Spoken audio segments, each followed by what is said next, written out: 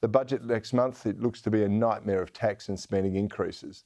We're going to have a growing debt. It's going to be masked by 17 pages, maybe 170, maybe 1,700 pages of "it's not our fault," and it would have been much worse if the other guys were still in charge.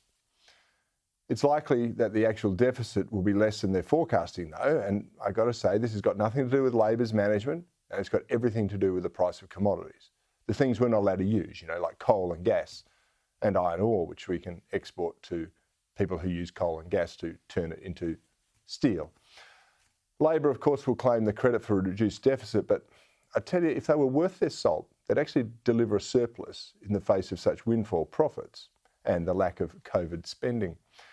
But, that's not going to happen, and I suspect, like dutiful apparatchiks of the state, much of the legacy media, they will just regurgitate Labor's lines from the budget, and a naive populace will accept the explanations without any question whatsoever. You see, failure will never be Labor's fault. The rental and the housing crisis that we're currently undergoing, it's going to have nothing to do with Labor, nothing to do with the record immigration numbers they're introducing. The power price and the blackouts, which we will continue to endure, will have nothing to do with Labor's embrace of renewables and hatred of fossil fuels. No, no, no. The higher taxes in the budget, nothing to do with their unwillingness to plug the budget black holes of the NDIS and welfare and health. No, no, no. None of it is Labor's fault, although they've been in charge for nigh on a year now. And really, what have we actually got to show for it? Well, on the plus side, the Chinese are talking to us again. TikTok is not on government phones, although strangely it's still used by government MPs.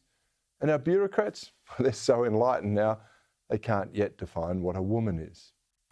And to make things worse, the Prime Minister, whom I note appears to love travelling in government jets more than electric cars, refused an invitation to join a NATO summit, even though the world is on the brink of war. Again, it's not what I call taking our national security seriously. So if we don't have a government that wants to take our issues seriously, what do we have? Well, I think we're governed by mid-level managers who think we're either too stupid to see through their smoke and mirror parlour game, or it might be they simply don't care, even if we do.